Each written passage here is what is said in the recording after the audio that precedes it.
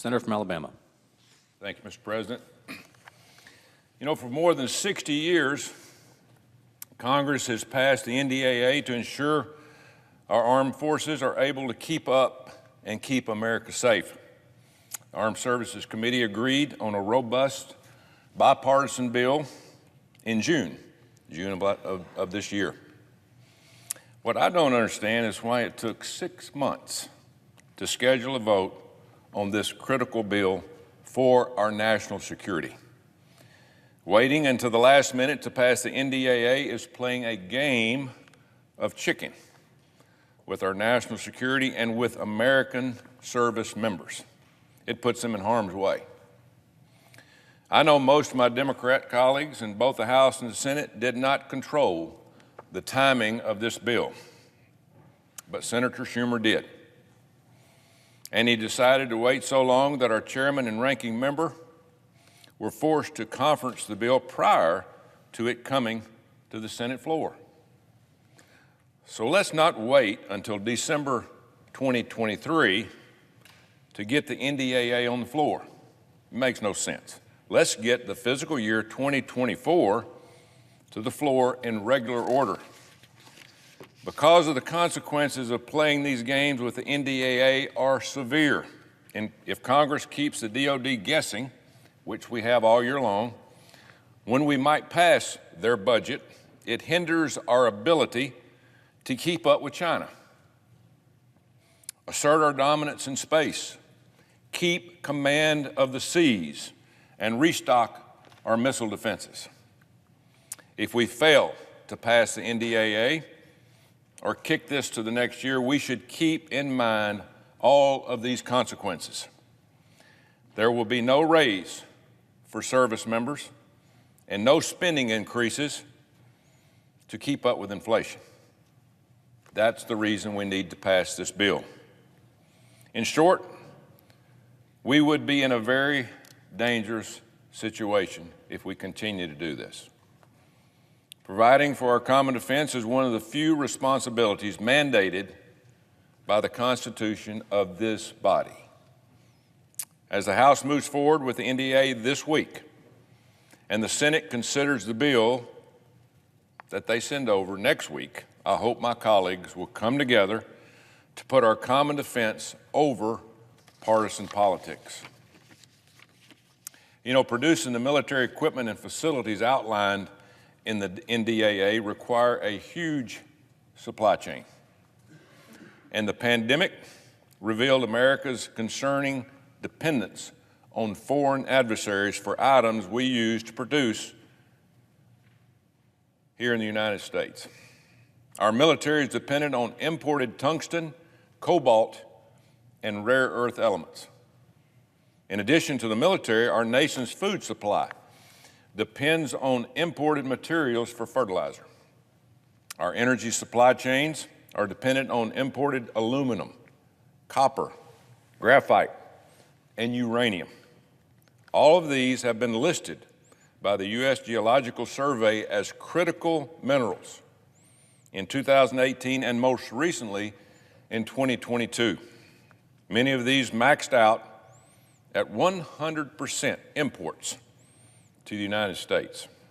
In fact, we import 100% of our supply of 14 of the 35 critical minerals as defined by the Department of Interior. That means our domestic production of these minerals is zero. Our dependence on foreign countries is growing every day. It's putting us in a bad situation. Where are we getting our imports? Mainly from Russia, China, and their surrogates.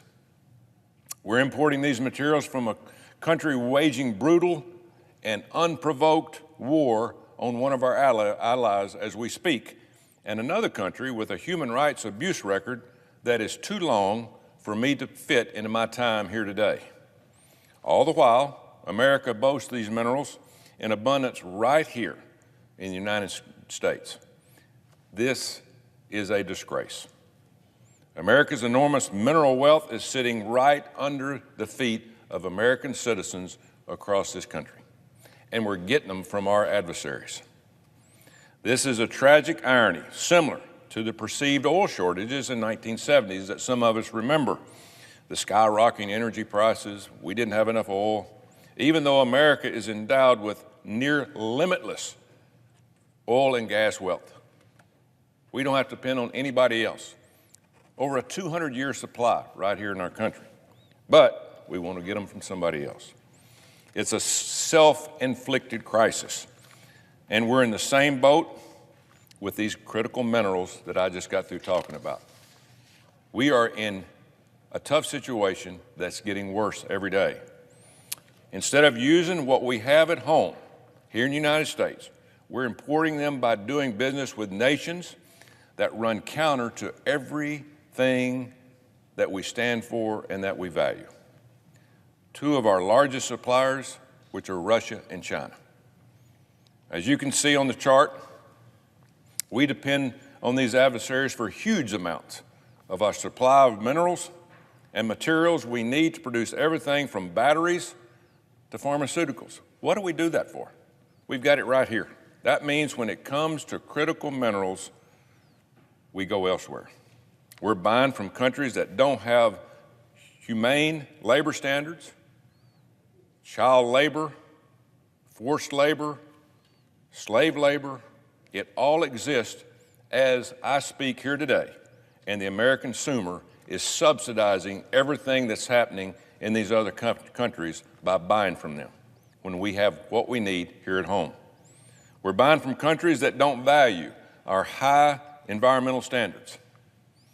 China consumes 6 times.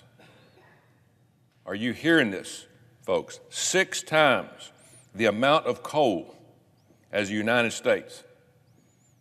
And we're worried about climate, and that figure is growing, not shrinking.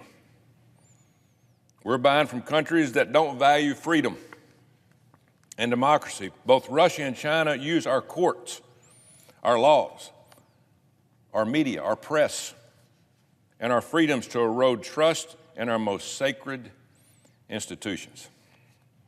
We are buying critical minerals from countries that are outright adversarial to America, that seek to topple our place in the world. America earned her place in the world affairs through blood and treasure, and we have maintained that world order to the betterment of humankind. The spread of American democracy and capitalism has lifted more humanity out of misery and poverty than any other system of government or finance the world has ever seen. In 6,000 years of recorded human civilization, no system, and I mean no system, has ever brought comfort, security, and dignity to so many. Yet, our nation's economic and national security apparatus is at very serious risk today. Just as in the 1970s, except the stakes are higher given today's unstable geopolitics.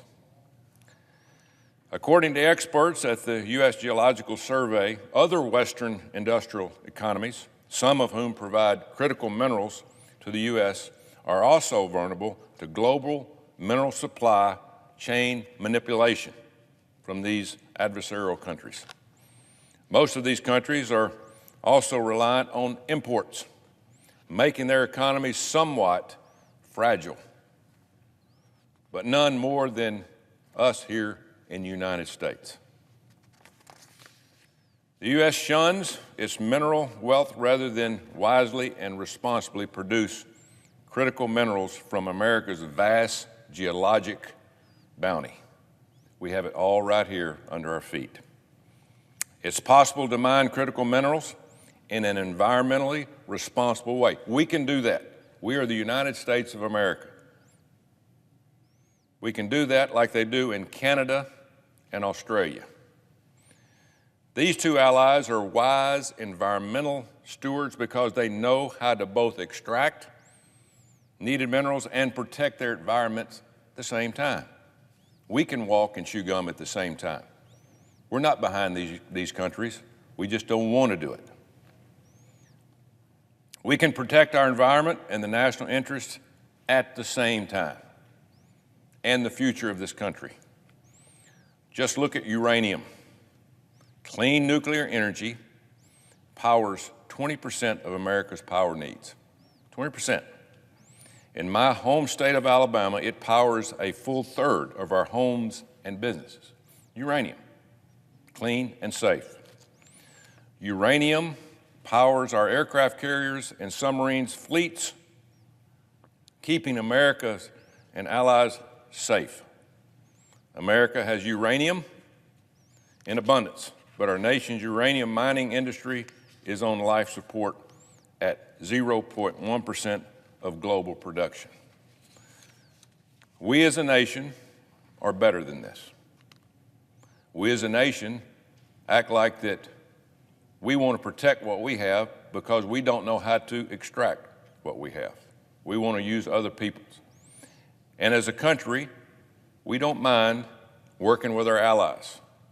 But why would we put the lives of 330 American citizens at risk because we don't want to use what we have, that we want to use and subsidize these other countries that want to put us in harm's way every day? Mr. President, I yield the floor.